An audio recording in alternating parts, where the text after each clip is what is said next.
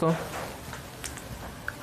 आप लोग अपने स्क्रीन पे ये सवाल देख रहे होंगे और थंबनेल में भी ये सवाल देखे होंगे कि इस तरह का सवाल जो बहुत इम्पोर्टेंट होता है और हर एग्ज़ाम में पूछा जा रहा है। ठीक है, और पिछले वाली वीडियो तो आप लोगों को बहुत अच्छा भी लगा था। तो जो कल नंबर सिस्टम का लगभग हम लोग 4 वीडियो देख लिए हैं। अगर आप लोग वीडियो वो नहीं देखे हैं तो आप लोग वो वीडियो ज़रूर देखें, बहुत इंपॉर्टेंट वीडियो है और वो हर एग्ज़ाम में उस तरह का एक सवाल पूछा जा रहा है। ठीक है, तो ये सवाल वीडियो अभी आप लोग ना लाइक कीजिएगा ना ही सब्सक्राइब कीजिएगा। सबसे पहले आप लोग वीडियो देखिए, समझ में अगर आ गया तो ही कीजिएगा, नहीं तो फिर डिसलाइक कर दीजिएगा। ठीक है, और समझाने का गारंटी मेरा है। ठीक है, ये सवाल देखिए, आप लोग अपने स्क्रीन पे देख रहे होंगे। ये सवाल है कि 1 गुना 2 गुना 3 गुना 4 गुना 5 गुना डॉट डॉट डॉट डॉट इसके बीच 6 7 8 9 10 11 12 13 14 15 16 17 18 19 और लास्ट गुना 20 तक का हम लोग देख रहे हैं।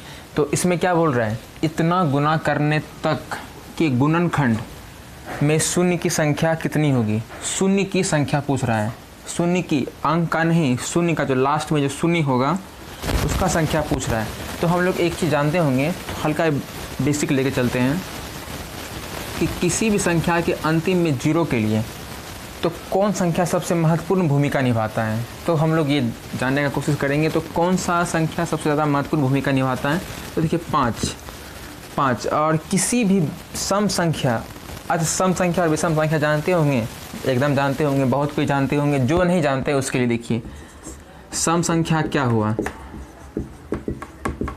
जैसे जिसके अंत में इधर से, जैसे कि 5 4 3 2, लास्ट में 2, लास्ट का 2 4 6 8 0, इसमें से कोई भी संख्या रहे तो उसे हम सम संख्या कहेंगे। ठीक है, जो 2 से डिवाइड हो जाए या 2 से पूरी भाग लग जाए उसे हम लोग क्या कहेंगे, सम संख्या कहेंगे। और विषम संख्या क्या हो, जिसके अंत में 1 3 5 7 9 रहेगा अंत में, उसे हम लोग विषम संख्या कहेंगे। मतलब जिसमें 2 से भाग न पूरी भाग नहीं लगे उसे हम लोग विषम संख्या कहेंगे। तो अब देखिए, किसी भी संख्या के लास्ट में 0 होने के लिए 5 बहुत महत्वपूर्ण भूमिका निभाता है। जैसे कि 12 देख लीजिए, 12 में किसी भी संख्या से गुना करेंगे तो 0 नहीं आएगा। 0 का तो बात छोड़ दीजिए, 0 का तो कोई वैल्यू नहीं है। ऐसे तो बहुत वैल्यू है, किसी भी संख्या के बाद फर्स्ट में अगर लग गया तो वो बहुत संख्या बड़ा हो जाता है। तो हम डिजिट का बात कर रहे हैं तो किसी 2 से भी करेंगे नहीं, 3 से 4 से 5 से, सिर्फ एक संख्या 5 ही है जो कि फर्स्ट संख्या 0 ला सकता है। और हम 0 0 क्यों बोल रहे हैं बार बार, क्योंकि यहाँ पे शून्य ही पूछ रहा है। ठीक है, तो 12 पंच 60, ये लास्ट में आपका 0 आ गया। ठीक है, ये लास्ट में आपका 0 आ गया। तो हम इसी को लेकर के चलना चाहते हैं कि हम, मेरे बोलने का मतलब क्या है। देखिए, अब ये तो आप लोग 5 का क्या भूमिका है 0 लाने में वो आप समझ गए। तो अब देखिए यहाँ पे कितना टोटल संख्या कितना है, नंबर ऑफ डिजिट, तो 1 2 3 4 करके ये 20 संख्या है। ठीक है, 20 संख्या है, तो हम इसको 5 से भाग दे देंगे। ठीक है, 5 से भाग दिए तो 5 चौका 20, तो ये 4 बार में लास्ट में 4 0 रहेगा। ठीक है, लास्ट शुरू में कितना भी रहे, 2 4 6 5 7 कुछ भी रहे, तो लास्ट में ये आपका 4 0 आएगा ही। तो कैसे आएगा, तो आप लोग, हम कैलकुलेटर निकालते हैं और आप लोग कैलकुलेटर आप लोग की स्क्रीन पर आ गया होगा, अभी नहीं आया होगा, आ जाएगा। तो आप लोग देखिएगा लास्ट में 4 0 आपको दिखेगा। देखिए आप लोग अपने स्क्रीन पे भी देख लीजिए, 1 गुना 2 गुना 3 गुना 4 गुना 5 गुना 6 गुना 7 गुना 8 गुना 9 गुना 10 गुना 11 गुना 12 गुना 13 गुना 14 गुना 15 गुना 16 गुना 17 गुना 18 गुना 19 गुना 20।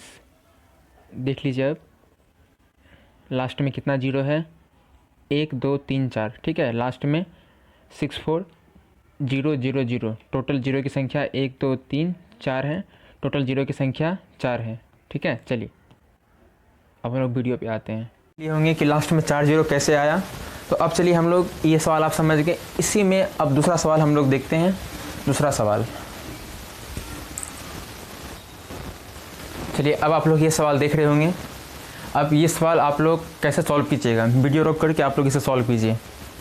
तो आप लोग सॉल्व कर लिए होंगे और हमें पता है आपका आंसर क्या आया होगा, 12 आया होगा।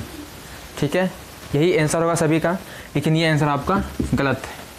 कैसे गलत है, अब देखिए ये कैसे गलत हुआ। वहाँ तो लास्ट में 20 था तो 5 चौके 20 कर दिए, अब यहाँ पे 60 है। देखिए 60 आया तो लास्ट संख्या टोटल नंबर ऑफ डिजिट कितना है, 60 है। 60 को 5 से भाग दिए, 60 को 5 से भाग दिए तो कितना बार में कटा, 12। ठीक है, तो ये 12 बार में कटा। तो अभी ये 5 से बड़ा ही है, 5 से जब तक छोटा नहीं होगा तब तक भाग देंगे। ठीक है, 12 आया, अब 12 को 5 से भाग देंगे। ठीक है, 5 दूना 10, ये रिमाइंडर 2 बच गया, मतलब शेष 2 बच गया, इसको हटा देंगे तो ये 2 तो बच गया। तो ये 12 और प्लस 2, टोटल जीरो की संख्या 14, टोटल जीरो की संख्या 14। ठीक है, अब इसमें यहाँ क्या हो जाएगा, आंसर 12 नहीं होगा, इसका आंसर 14 हो जाएगा। टोटल गुणनखंड में शून्य की संख्या बराबर 14। ठीक है, तो इससे तो स्क्रीन पर अब नहीं, एक सवाल आप लोग स्क्रीन पे देख लीजिए कैलकुलेटर में, तो वो तो समझ में आ गया। ये सवाल आप लोग को समझ में आ गया। और चलिए आप लोग नेक्स्ट सवाल देखते हैं। अब चलिए ये सवाल आप अपने स्क्रीन पे देख रहे होंगे। वीडियो हल्का लंबा होगा, आप लोग वीडियो में बने रहिएगा, बहुत इंपॉर्टेंट सेशन है। ठीक है, अब ये देखिए ये सवाल क्या कह रहा है। तो देखिए इस तरह का सवाल, वीडियो आप लोग रोक करके इसको सॉल्व कीजिए। तो आप लोग इसे सॉल्व कर लिए होंगे। चलिए अब हम इसे सॉल्व करते हैं।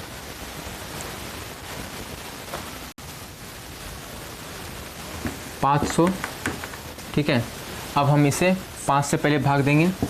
ठीक है, सब में 5 से ही भाग देंगे क्योंकि जीरो के लिए 5 ही बहुत जिम्मेवार है। ठीक है, तो 5 से भाग दिए तो ये कितना बार में 100 हुआ।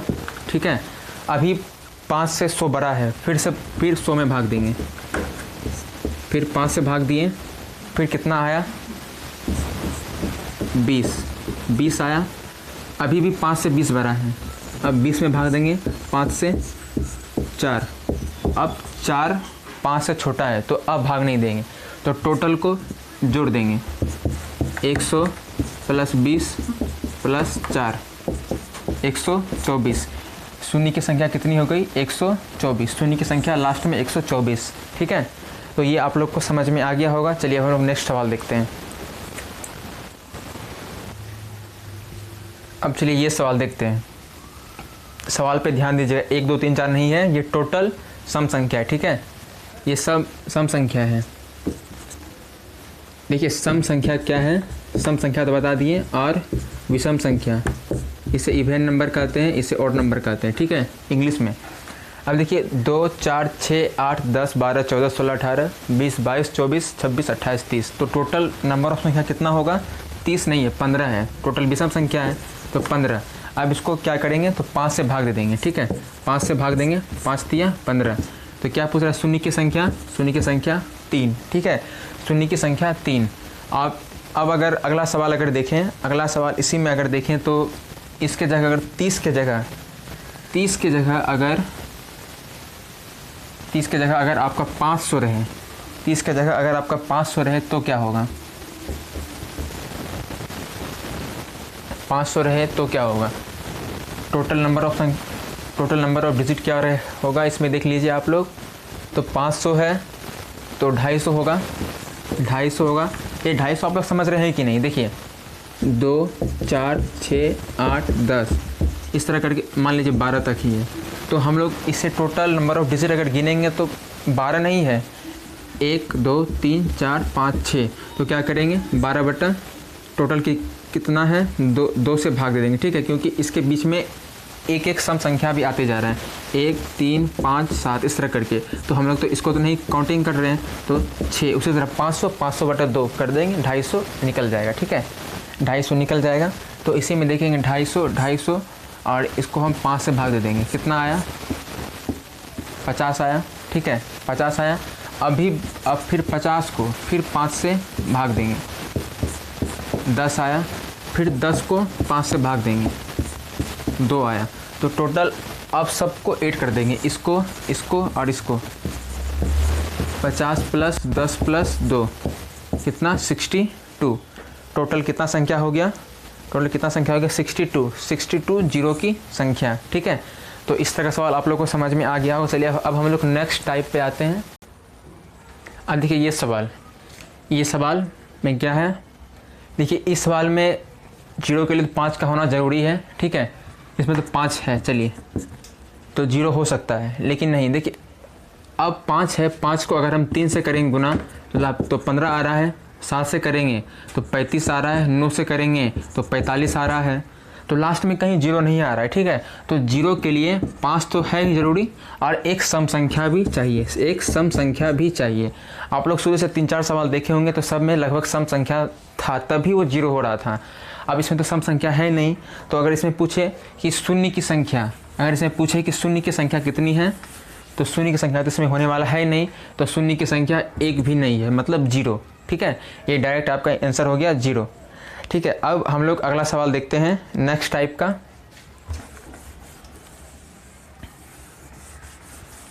चलिए 1 का स्क्वायर, 2 का स्क्वायर, 3 का स्क्वायर, 4 का square dot dot dot dot आपका अंतिम तक मान लेते हैं 20 का स्क्वायर, पहले 20 के स्क्वायर तक। अब इसमें निकालना है कि शून्य की संख्या कितना होगा, शून्य का संख्या कितना होगा। अगर आप लोग जानते हैं तो वीडियो रोक करके आप लोग इसे सॉल्व कर सकते हैं। ठीक है, अब आप लोग इसे सॉल्व कर लिए होंगे, अब हम इसे सॉल्व करते हैं। देखिए टोटल नंबर ऑफ डिजिट कितना है 20 है, 5 से तो देंगे ही भाग, 5 से तो भाग देंगे ही, तो 5 चौका 20, ये 4 आ गया। लेकिन यहाँ पर तो स्क्वायर है तो हम इसका स्क्वायर नहीं कर देंगे, स्क्वायर नहीं करना है, जितना स्क्वायर है गुना कर देंगे। टोटल शून्य की संख्या 8, टोटल शून्य की संख्या 8 हो जाएगा। ठीक है, स्क्वायर है तो स्क्वायर नहीं करेंगे, उस स्क्वायर को गुना में कर देंगे। ठीक है, उस स्क्वायर को गुना में कर देंगे। अब जैसे मान लीजिए 20 की जगह अगर